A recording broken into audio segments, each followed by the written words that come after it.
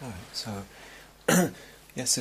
last night's talk, a bit of an introduction to emptiness, and giving, maybe perhaps I hope, giving some sense of the kind of extent of the depth of these teachings, of what emptiness means in its kind of fullness and in its depth. And so want to begin tonight kind of wading into that ocean of depth slowly. And talked yesterday briefly about, for convenience, the division of two kinds of emptiness: the emptiness of the personal self and the emptiness of phenomena. So in a way there's only really one emptiness, but break it down for pedagogical purposes. And this is not my division, it's from the tradition. So I want to start with the personal self, and that's actually mostly what we're going to be working on. You can't really separate it. It's mostly what we're going to be working on for the first 10 days maybe, or a week or something. The personal self. So, it can be kind of a truism, sort of something that's tossed off in spiritual circles, in some spiritual circles, that the self is the problem, the ego is the problem, and very easy for people to kind of agree with that. And it's the ego that brings sense of separation and sense of duality, etc. But it's actually quite rare for a really penetrating investigation, a deep investigation of what that really means. And how it's a problem, and exactly what the nature of that self is. So in Buddha Dharma, in the teachings of the Buddha, we're not actually trying to destroy the self. Okay, that's actually really important. We're not trying to destroy the self. We're not trying to dissolve the self. We're not trying to merge it with some kind of cosmic goo or substance or something. We're wanting to understand the self, understand the nature of the self. And what that means, of course, is understand that it's empty, and the fullness of understanding what that means. Now let's take a step backwards, actually, because for the Buddha, the primary thing was suffering and the end of suffering. As he always said, I teach one thing and one thing only: suffering and the end of suffering. What that means in that statement is that the question of self and the ways we relate to the self are actually secondary to the question of suffering. And so suffering and the ending suffering is the primary question, not self and the end, and seeing through self. So as I said at one point in one of the talks, emptiness is a tool. So this practice we'll be introducing tomorrow of non-identification, letting go of the self. They are tools, and one tool or a few tools among many. So the Buddha's question is, what gives rise to suffering? What increases suffering? And what releases suffering? Now sometimes it's appropriate to look in terms of the self to answer that question. Other times it's not to do with the self. Sometimes we need to let go of the self, and sometimes we actually need to pick up and use the language of the self. Okay? So sometimes it's totally appropriate and totally helpful to see things in terms of self and to use that language and that way of seeing. So, if I'm a friend with someone here or in a relationship of some kind, and we have a disagreement, we have an argument or a difficulty, and I say to this person, oh, well, there's no self, so it doesn't really matter. Probably the person will punch me on the nose. It's not an appropriate, it's not even a very compassionate response. That situation needs to be addressed on the language itself. How do you feel? How do I feel? What's happened here between us as two selves, for the most part? So in communication, in taking responsibility as well, which is an interesting one. It's like to feel in life that I am responsible at some level for my choices, for what I cultivate, for what I let go of, for my ethical choices in particular. So that takes a sense of self, and it's totally appropriate at a certain level. And to discard that completely would really be a mistake, because then one would or has the danger of discarding ethics and discarding a sense of responsibility in life. Okay? So there's many situations and times in life where the language of self and the view of self is really appropriate and the most helpful view in terms of that question of what's going to lead to suffering and what's going to free us from suffering. Remember, that's the overarching question that overarches the whole of the Dharma. Overarches the whole of the Dharma. And so nowadays, many psychotherapies, and there are many different kinds of psychotherapy nowadays, often talk in the language of self. Not all of them, but many of them do. And, that can be extremely helpful. And I, for one, have felt very helped by that process and that languaging in the past. And, if I reflect on my process in therapy years ago, there was a real learning about what my needs were in different situations that I'd been unaware of, or that took a sense of languaging in terms of self, a sense of seeing in terms of self. And again, in terms of communicating and learning to communicate oneself to another self. Learning, in a way, what you could say, to reparent oneself. Oftentimes that we need that.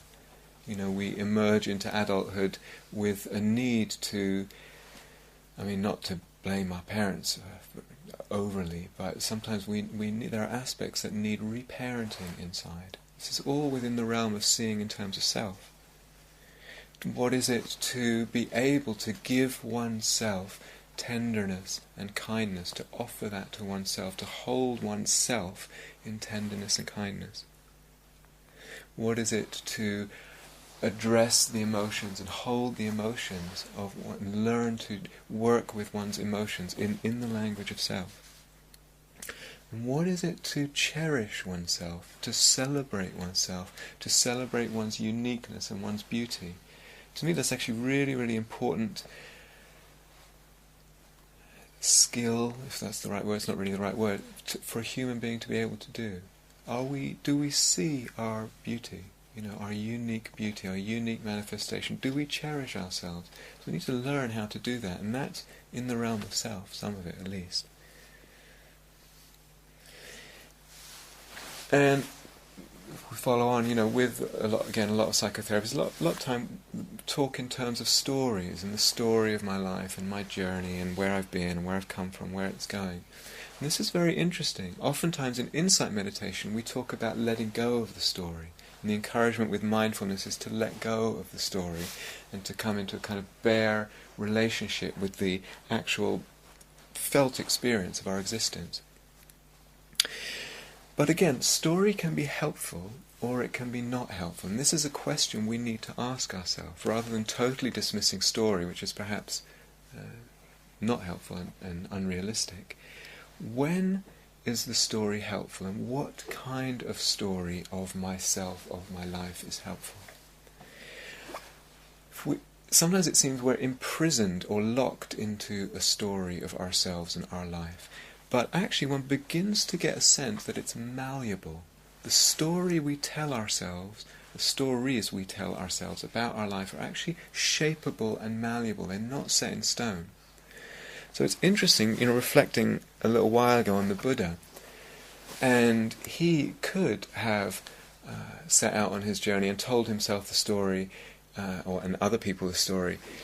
Yeah, it's really sad. My mum died when I was a week old, and my father was really controlling, and he wouldn't let me follow my desires, and he kept wanting me to follow in his, the family business and be a king.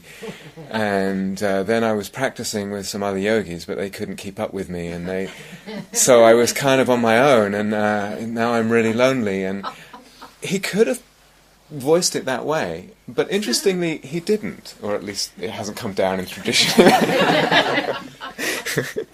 He didn't. But he does at times voice a story, and he voices it in his words in terms of the noble search, and he places himself as a hero, a seeker, oftentimes as a warrior. It's not a language in our times where that's comfortable with, but he plays with the seeker, the warrior, the hero, and at times, and in communication with others and the way he saw himself, that was obviously very helpful. It gave a sense of real motivation and journey and inspiration, a direction, aspiration, etc. And then he was able to let go of that at times in meditation, let go of the story and enter into another mode, and I'll come back to that. So we can, to a certain extent, choose the story to a certain extent, and also choose our identity. So this is interesting too. I was talking with someone the other day, and she's giving up her job, and a quite prestigious job, and seeing the identification with the role, and how easily, we're talking about self-view and identification, how easily we identify with the roles we're in, whether it's a job, or whether it's a parent, or a spouse, or this or that. Identification with role. And she was immediately thinking about letting go of all identification. And actually she's wanting to do a lot of long-term practice. How about picking up another identity as a seeker, similar to the Buddha? Instead of jettisoning it all, maybe there's something in our identity as a seeker that's provisionally very helpful. And having an identity like that actually begins to reorder a lot of stuff in the life, priorities in particular. So very easy when the identity is of a certain kind, for certain kind of priorities to fit around that identity. For example, around security and money issues, etc. If one re-chooses the identity, it may be that, for instance, having less money means a different thing. Maybe what success and failure begin to mean a different thing because we're actually identified with something different. You understand? Does that make sense?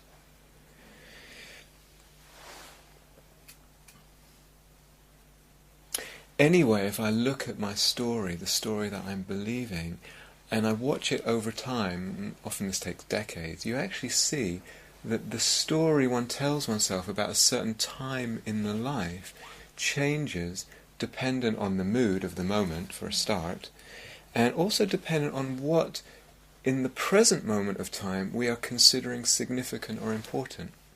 So it's interesting for myself, I've done a few different sort of jobs and work over the years, and that begins to colour how I'm seeing the past and what I extract from that as part of the story. So I could never extract my whole life as part of the story. To construct a story that's tellable to others and myself, I need to take this part and that part. I need to be selective. And I'm selective dependent on a number of factors. But the real question, another real question with all this is, how much am I believing the story? And if we take it at a slightly more subtle level, how much am I believing or stuck in the self-definitions that I have of myself, in my self-definitions? So this is something we really want to investigate as human beings, as practitioners. Investigate the conclusions, the definitions, the assumptions, the images we have of ourselves. A lot of the times they're fully conscious. A lot of the times they're just on the edge of what's conscious. And we need to actually shine the light of awareness and actually expose what they are. What am I believing, concluding, seeing about myself? Defining. How am I defining myself? Because to the degree that I define myself and believe it, I'm binding myself and my sense of self, my sense of possibility, my sense of growth, my sense of creativity. And we do this to ourselves, and we also do it to others. So we define ourselves and we define another, he, she, like that. That's how they are. Or in the sort of co-defining of self and other, we measure ourselves. How do I measure up with you? Oh, he, she's way ahead of me, much better than me, much prettier, much this or that. Or I'm better, or we're the same. And jealousy comes in, and fear comes in, and infatuation with another, projection. competing, the whole competitive mind. This is all bred out of this this attachment, this being stuck in self-definitions. And when there is that in the self-other dynamic, gestalt, whatever you want to call it, that breeds a climate of fear and threat, a felt threat, almost inevitably. So,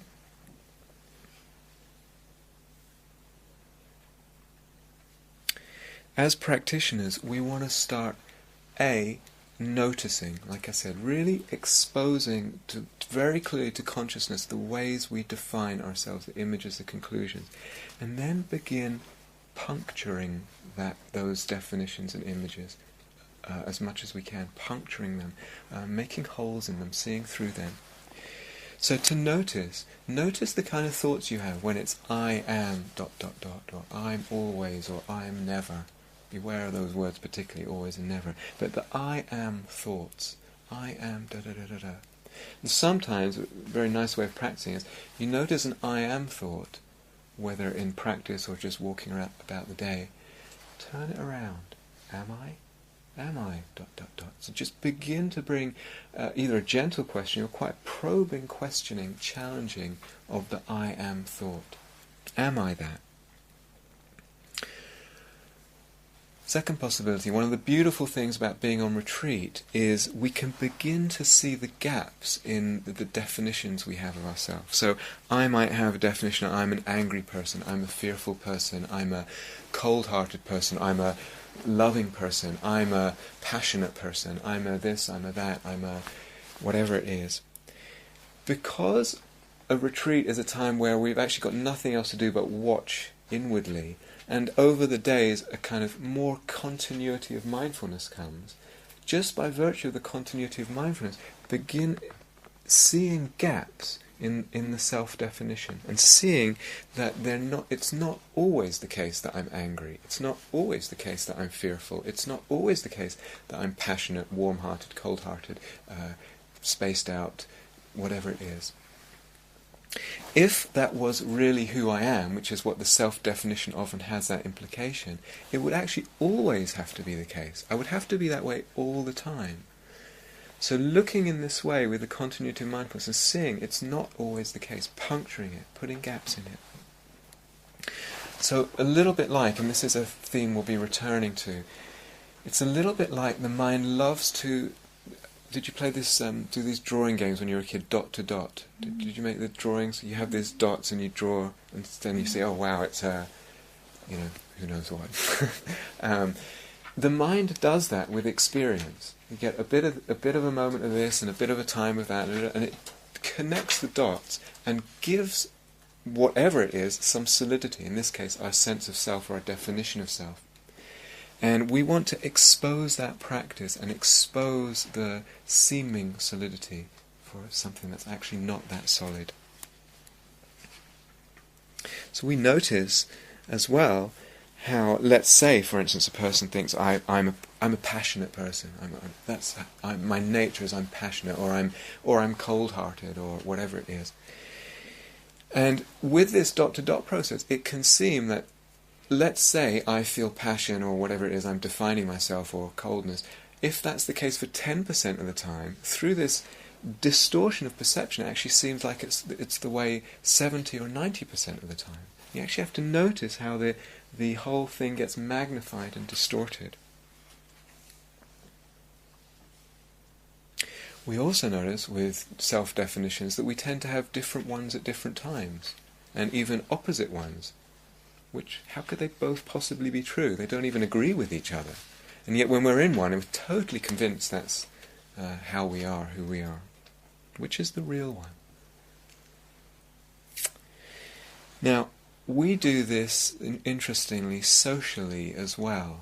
So we're seeing a lot, obviously, in the silence here. But we do it socially. Sometimes we repeat these definitions, not only to ourselves, but to others in social context. I'm so da-da-da-da-da. I'm always da-da-da, and we say it out loud to others. Or if we're not saying it, we're kind of presenting it in some way, which might be quite subtle. Now, sometimes, amazingly, we even do that with negative self-definitions. Sometimes people have a kind of endearingly negative self... It's a very English thing, this. To have an endearingly negative self-definition. As if somehow... It's a strange thing. So, I'm hopelessly unspontaneous, or I'm this or whatever it is. And it's kind of got a cuteness to it, but one wonders, why is that going on? Sometimes, unfortunately, people even do it with very painful self-definitions. Keep putting it out there. There's nothing endearing, it's actually very painful to the person and to everyone. Maybe it's partly because of the familiarity of a self-definition and the familiarity of the context. So a lot about the self, we're talking about the sense of self, a lot of it's, it's contextual, it's relational, it's social. So a self is a self in relationship to other selves. And there's somehow the sense of self is embedded socially, it's embedded in a context.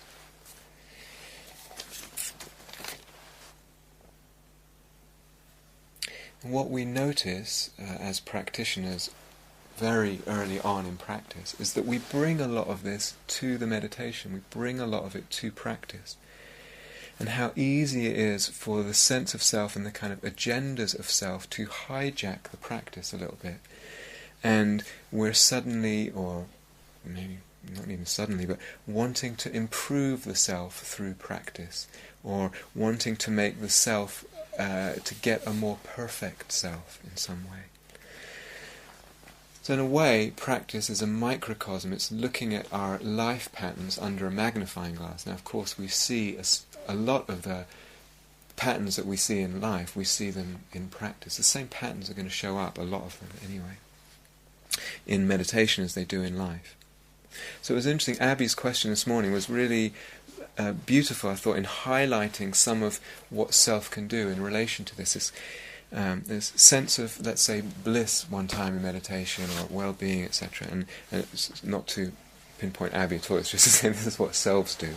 That's a really, really beautiful question. So, and here's some bliss, let's say, or joy, or whatever it is, and it's almost like we could just enjoy that, or we could take it to mean something about the self. And somehow we'd rather take it to mean something about the self often than enjoy it. It's interesting. We see this more commonly with the opposite, with the hindrances. And I said that in the talk about samadhi. Here it is not going well. What does it mean about me? We make the self-conclusion out of something. Self-conclusion. Now, oftentimes it's negative, but it will be positive too. And it's almost like we're infatuated with, addicted to making things mean something about the self. Making things mean something about the self. A characteristic quality or activity of the self is that it's always self-referencing. It's always self-referencing everything. Everything has to mean something about the self. Not everything, but a lot. Now, in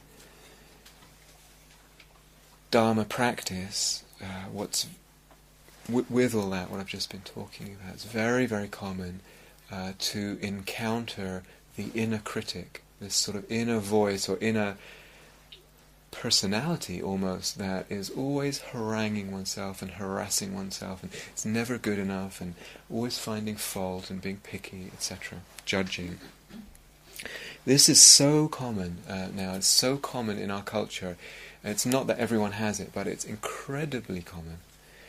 I actually don't feel I have time to talk about it tonight, but just to highlight, just very briefly.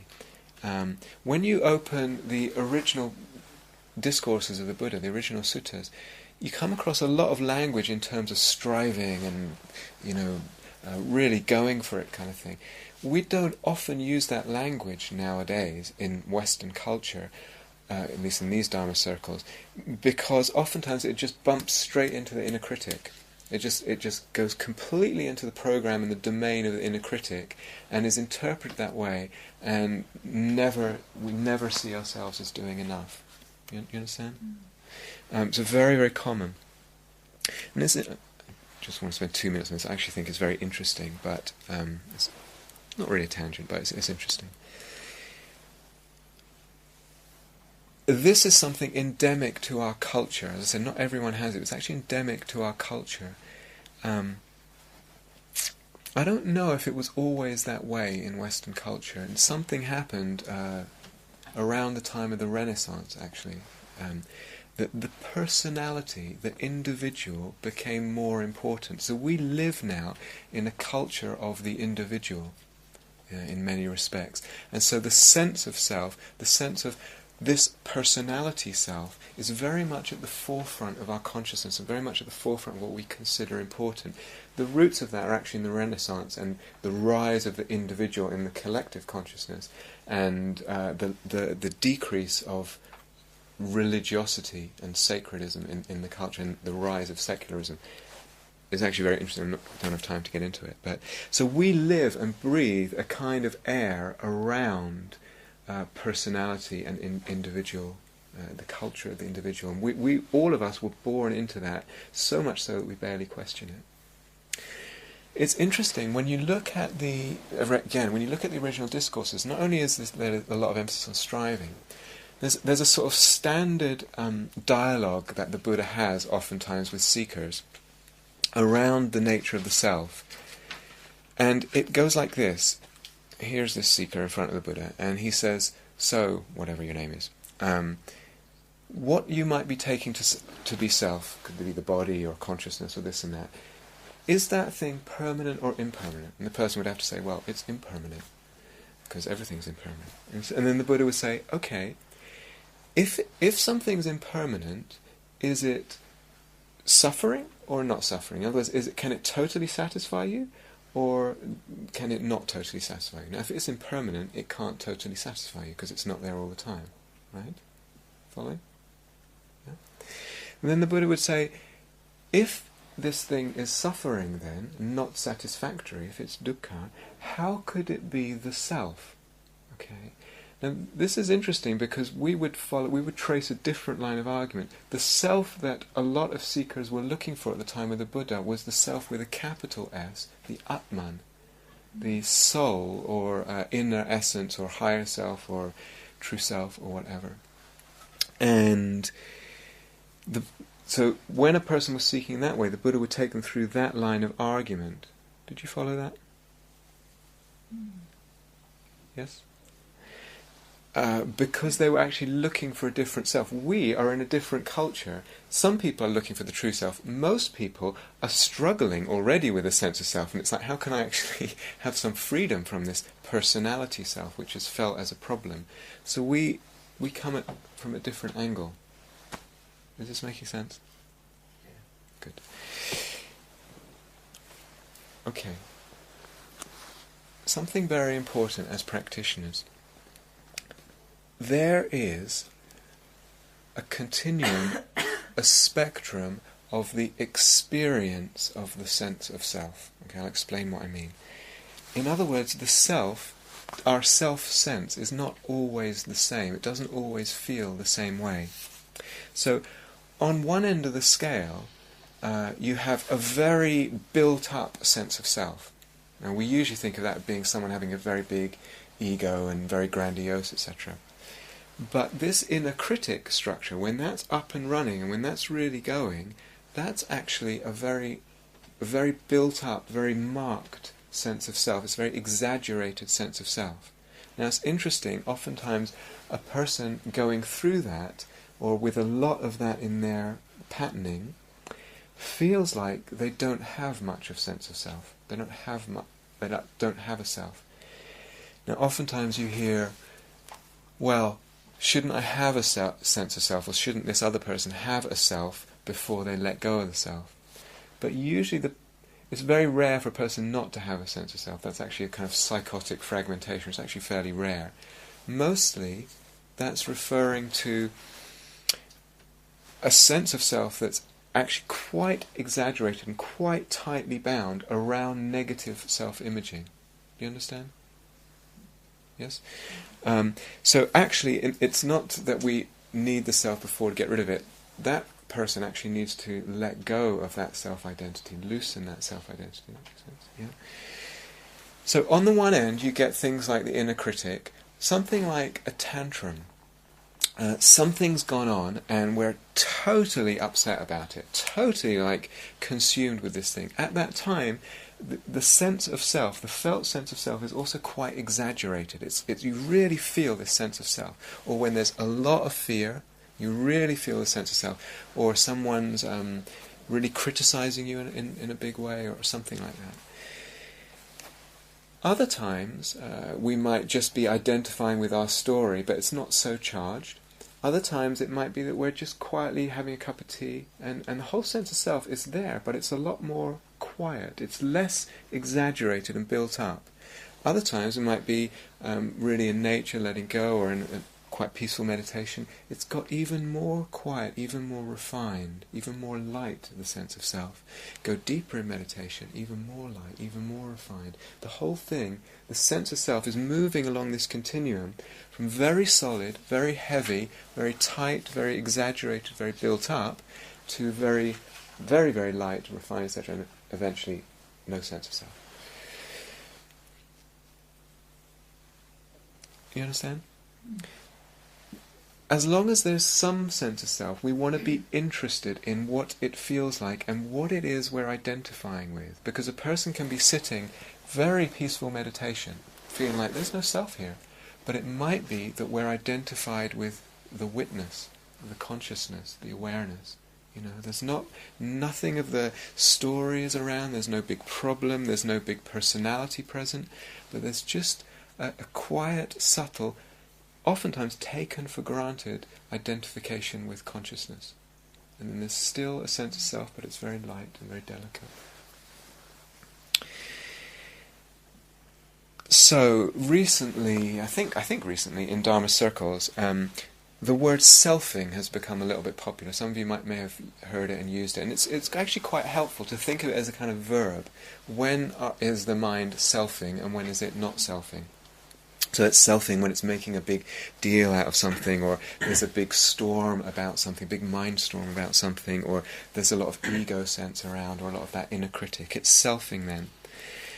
But the danger with that is a little bit, it implies, and I think people can get hold of the sense from that when there isn't a storm, or when there isn't a big ego thing going on, or when there isn't the inner critic, then I'm not selfing, and therefore there's no self and there's no problem.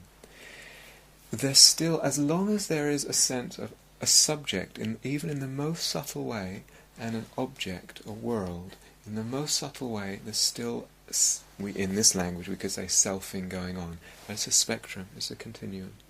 Make sense?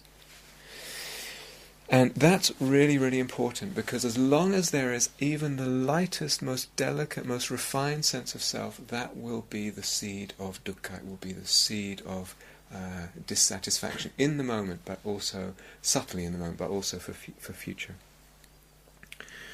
And this is important. Actually, I remember years and years ago when I lived in America and went to an evening talk, and teacher is a very wonderful teacher, and someone I really love and respect. And I mentioned this to him. Well, it seems like there's a spectrum of self, and And he I remember him saying, well, there was a pillar between us in the room, sort of keeping what was actually a floor, because we were in a basement, keeping the floor up. And he said, well, it's like, I see the pillar, fine, no problem. It's only when the self gets charged with identification, with roles and with this and that it's a problem. But I would really question that. I would really question that now. So, yes, we are interested in the self of the ego and all the games, what's that phrase, the games people play, and the ego games, and the grandiosity and the hype, and the denigration of others, and the denigration of ourselves, and the self-critic. Yes, we're interested in all that, and needing to look good, definitely. But we're actually interested in the whole spectrum of the self-sense, the whole spectrum. This is really, really important as practitioners. Oftentimes on other retreats, like when we do metta practice, a person will write a question in a note, or ask me or another teacher. When I do the metta and it goes well, it seems like the I is gone. So who is this may I be well? It doesn't seem to make sense. actually the self-sense is there, it's just much more light and much more refined. So we're not just interested in the gross sense of self.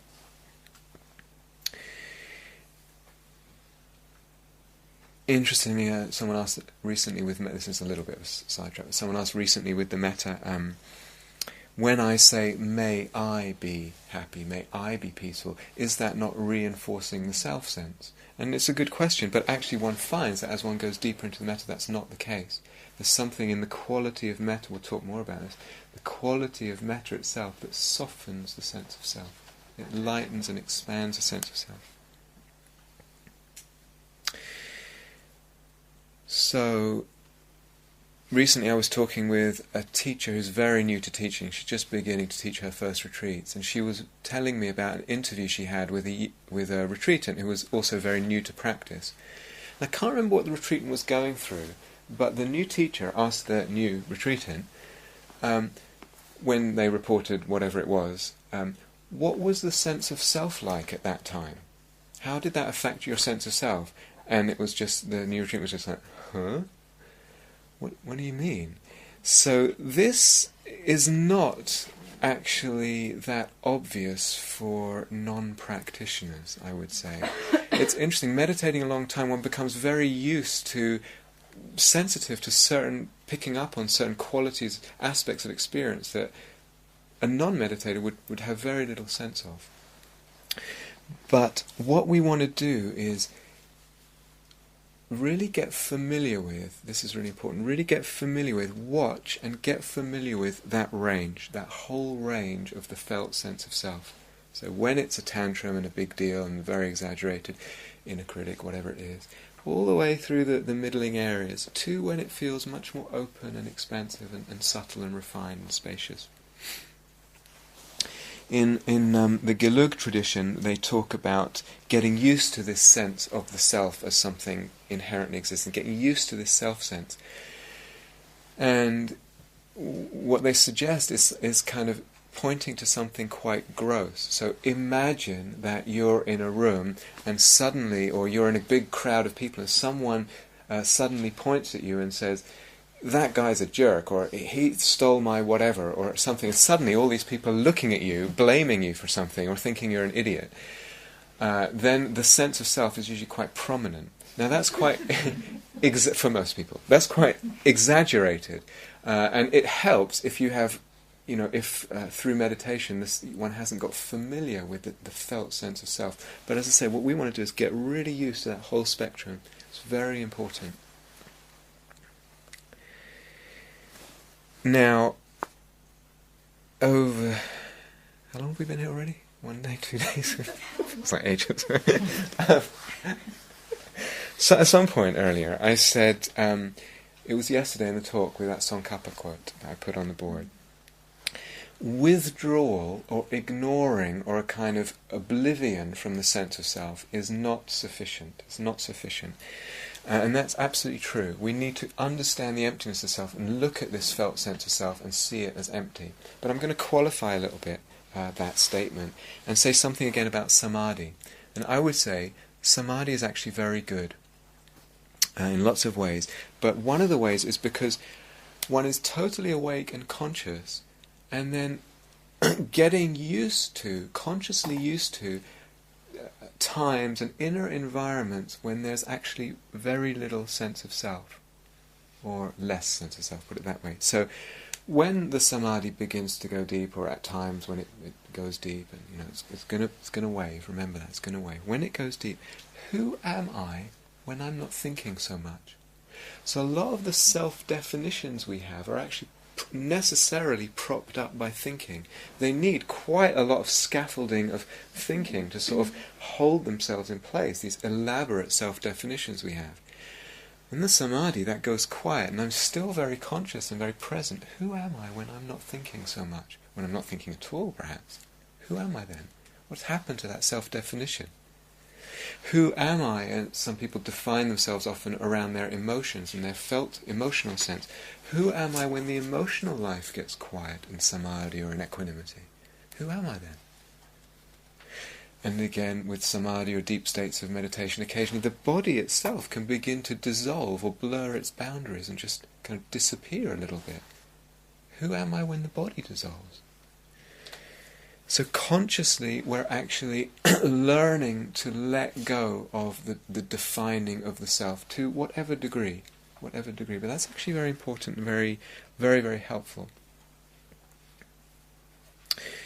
Now there's a whole other aspect of the relationship with samadhi and emptiness that we probably won't even get to on this retreat, but I'll just very briefly say something.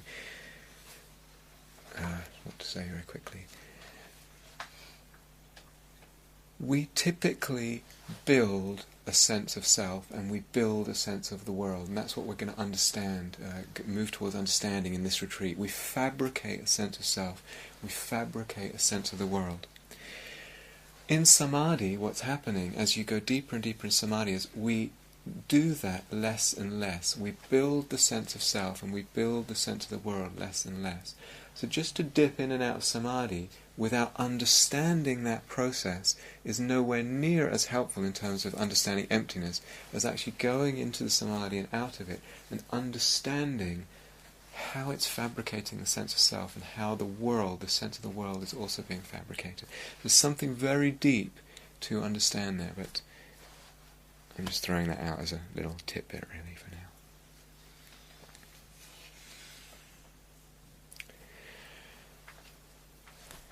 So, as human beings, we have a range, a continuum, as I said, of the felt sense of self. We have a range of that experience of self. We also, you could say, have a range of ways, it's not really a continuum, but we have a range of ways of conceiving of the self. So I conceive of myself in this way or that way. And the Buddha talks a lot about this. So for instance, with, let's take three things: the body, the mind, and consciousness. We could conceive of the self as being the body. The self is the body. Or we could say the self is the mind, or the self is consciousness. So the self as something like that. We could conceive of the self as something that possesses. The self possesses the body, or it's my mind, I possess it, or it's my consciousness. Now when I say conceive, I'm going to talk in different ways a lot about what I'm talking about now, in different aspects of it. That conceiving, it could be a theory of self that I have that I can explain to other people and to myself. More often than not, it's just a way of conceiving that I don't really even notice when I'm doing it. So I talk about my body, my mind, my this. I conceive in those moments, and I feel the self to be the possessor. So it's not a big elaborate theory, I'm not even consciously conceiving. Do you understand? But it's important because they are conceptions of self. Okay? Sorry, I didn't understand. Okay. I talked about a range of experience, a felt sense of the self, and then there's a range too of the ways that we can think about the self or view what the self is, conceive of what the self is. Okay? So I'm going to run through the list and then I'll explain something. So we can conceive of the self as the mind. Let's take the mind right now. Self is the mind. I am the mind. Or I could say the self possesses the mind somehow. It's like it's my mind. We often talk about my mind is this. Or we could say the self is in the mind somewhere. There's a little, homunculus in the mind somewhere. Or we could say, in a more mystical way, the mind is in the self. And then it's a more of a big cosmic self of cosmic awareness, or a big capital S self or something. Or God, we're in God or something. But those are four ways of conceiving. What I was saying is that sometimes a person conceives deliberately that way, like they hold a certain doctrine or religious theory or whatever, or view. And sometimes it's just we do that habitually without even realizing that we're doing it, and without we think we're not being... Like, I don't go in for a conceiving. I don't have any theories about anything, but we do it anyway. You know? So the conceiving of self can get very sophisticated, actually, and in Buddhist teaching, it gets very sophisticated. So, what's quite common, and if you've been around insight meditation circles enough, you will hear something like, the self isn't anything real. The self is the continuum, the moment-to-moment continuum of the components of mind and body, what's called the five aggregates. We'll go into this tomorrow. In other words, the continuum of arising of consciousness and experience and feeling and perception, etc. And you often hear that as a teaching put out, that there isn't a self in terms of a solid self in the way we think about it. What it is the continuum. Or, again, in Buddhist teachings, you hear the self is awareness. You are, it's be the witness, you are the knowing, and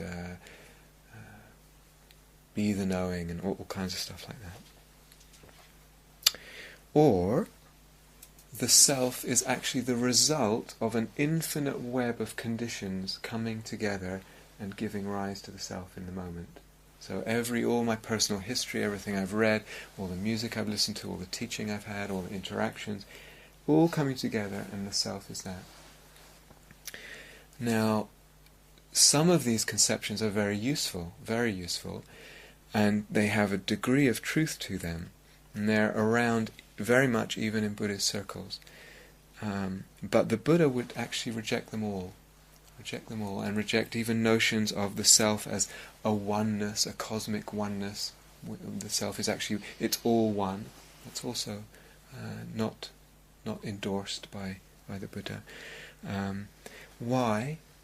Because all of them have implicit in them the notion of inherent existence. All of them are kind of saying, this is the true nature, this is the actual way the self is. And that is what the Buddha is objecting to. That is what the deep Dharma teachings are objecting to. So this is what we're after kind of seeing through. It's not that, as to say what I said at the beginning, it's not that we're wanting to get rid of the sense of self, or the sense of I. It's only we want to get rid of the idea or the belief of the self, the I, as something self-existent, as something established, we say established from its own side, like I talked about yesterday, inherently existing.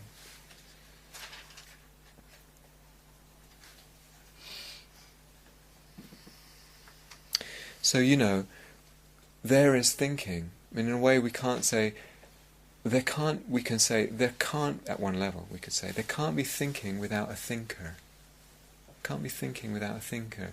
What we typically do, though, is say that implies, we have a felt sense of it implying that the I that thinks, the self that thinks, is permanent and independently existing. We say again, it's imputed on the thinking. We'll go into this more.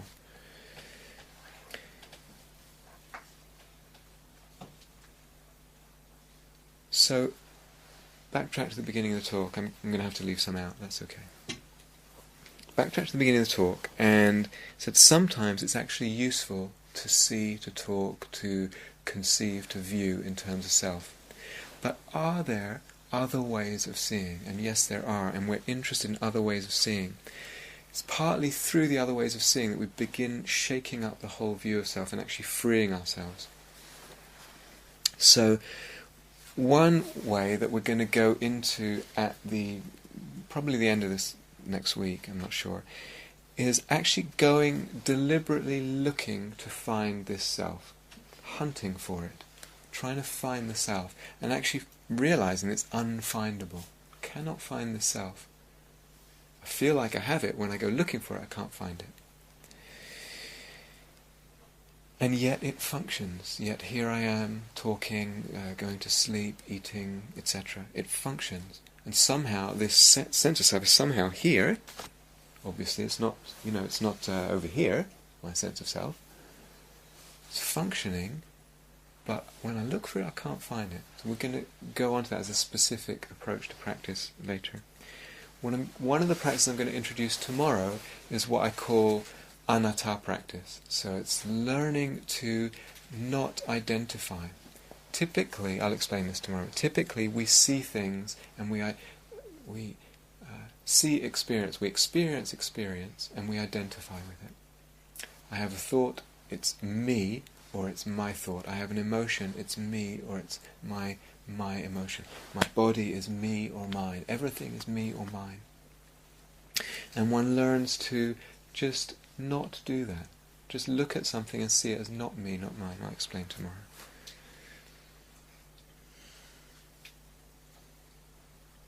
I'm going to throw a little one out. It's just a little one, and it may or may not be helpful to different people at different times, but when you feel unhappy, in a moment of unhappiness or a period of unhappiness, and you're in practice, what would it be? Try, if it's possible, at times to just not define yourself.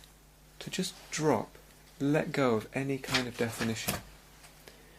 You actually see the unhappiness is dependent on defining yourself. And just experiment with letting go of any sense of definition of yourself.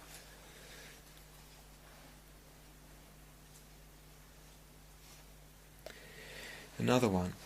And this is actually one of the things that made the Buddha such a genius, one of his sort of strokes of genius, if you like. Looking in terms of actions rather than self-view. I'll explain what I mean. So typically we look a lot in terms of self, we interpret a lot in terms of self-view. But the Buddha, when he walked out of the palace in the mythological story, and walked out, and he encountered a world of seekers and teachers and this and that.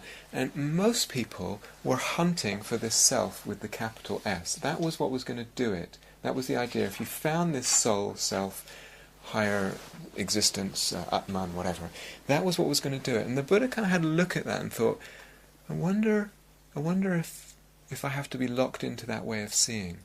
And he kind of took a step back from the whole scene, and he said, what if I just look in terms of actions, outer and inner actions, and movement, mental actions as well, that lead to suffering, and ones that don't lead to suffering. And I actually just put aside this whole question of self. Just put that aside, and I look in terms of actions. And that was quite a radical move. Let's take something like guilt. Okay, so something we've done in the past, or said, or not done, or not said, and it haunts us in the present. We feel bound up with that. We feel the mind keeps going back there and blaming oneself about it. Okay, we feel guilty, and somehow we're locked in that cycle of guilt, that circle of guilt. What is it to actually look at it not in terms of self, but in terms of actions. Take the self-view out of things, in the past, but also in the present, and look, instead of blaming the self for something, look in terms of what action do I want to do in the future based on that. What action will lead to suffering, what action will lead to freedom. Taking the self-view out of things. That's a practice. Now I'm aware of saying that it sounds like, well, it doesn't sound very sexy as I say it. It doesn't, you know. It's a practice, like all of this. And one gets used to a different mode of looking at life. Looking at it in terms of actions rather than in terms of self-views. And the more we practice that, the freer we can become. When we do this with self, we'd also do it with other. We see someone else doing something, that's not good or whatever, and we make a definition about themselves. We make a self-view of the other. We make an other view, versus just seeing that action was not helpful for themselves and for others. Looking in terms of actions of self, rather than in terms of self and other view.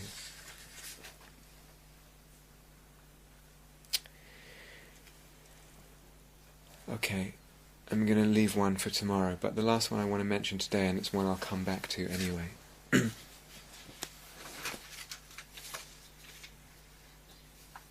Has to do with seeing the nature of the self as a dependent arising.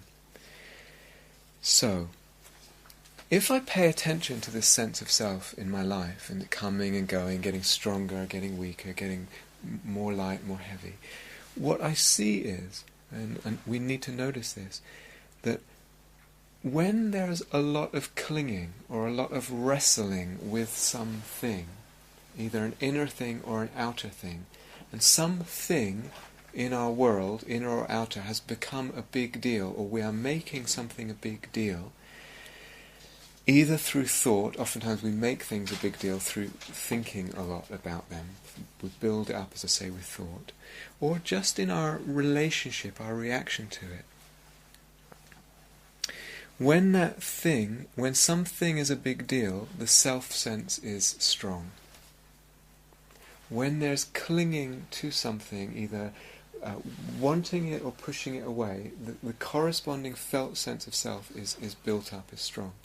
Does this make sense? Yeah. And of course we can do that with meditation. We can do it with meditation. We make a big deal of our progress, or so-called progress spiritually in meditation, and then the sense of self gets built around that. This morning in the question and answer period, we were talking about how the self-view gets built. And to say something is built is also meaning it's a dependent arising. Dependent arising. How does it get built? By focusing on something in particular. By drawing out something in particular from the inner or outer experience. Drawing it out from the totality of impressions. We draw it out, we wrestle with it, we focus on it, we make it a big deal, whatever it is, and then the self-view gets built on that thing. So this morning we were talking about, if I draw out all the times, all the places where I'm not doing well enough, where I'm not trying hard enough, where I'm falling short, then that is building the self-view. The drawing out and what I'm drawing out builds the kind of self-view. But whenever I draw out anything, I will build some kind of self-view. And then based on that self-view, my perception will lean towards and incline towards drawing out something in line with that self-view. Do you understand? It's a vicious cycle. It's reinforcing itself. And it's almost like it's not even that it happens so much in time, it's kind of, it goes round and round like two sides of a whirlpool. So based on the self-view, I focus on certain particulars that reinforce, let's say, my negative self-view, my shortcomings, my not trying enough, my this or my that, my depression. But also based on other conditioning from the past, cultural, all kinds of conditioning. And the vicious cycle gets established. So just to end now.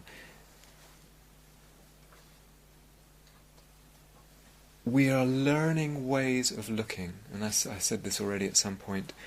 That's what, to me, insight meditation really is. It's learning ways of looking that bring freedom.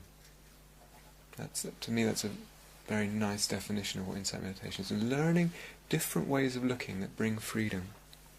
So, yes, I can look with the self and the language of the self and the view of the self. And yes, I can learn, and this is something that most people can't do, most non-practitioners can't do, I can learn to let go of the self and look in some of these different ways, and others we'll go into. Learn to look not in terms of the self. Different ones at different times bring freedom, but something in that movement, different ways of looking and the different kinds of letting go of the self, I actually learn the conclusion, the insight that I draw is that the self lacks inherent existence. And that's what I really want to get at deep down. Begins to get clear, deeper and deeper and sort of more and more fully what it means. And I know it sounds puzzling when I say it exists but it doesn't exist and all that, and it lacks inherent existence, but that begins to get clear through this movement of different ways of looking that we engage in as practitioners.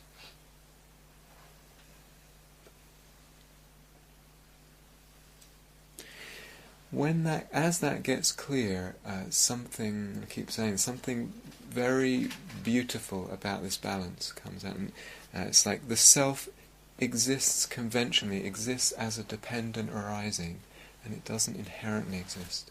So we can talk of the self functioning and doing stuff, and we can talk in terms of cause and effect and actions in the world and the results.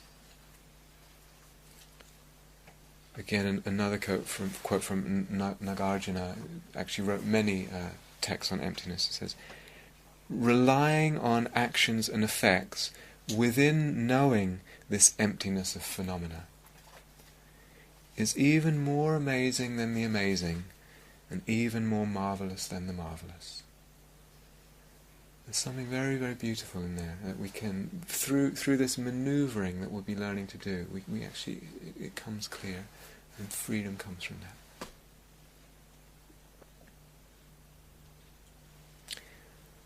Let's have a minute of quiet together.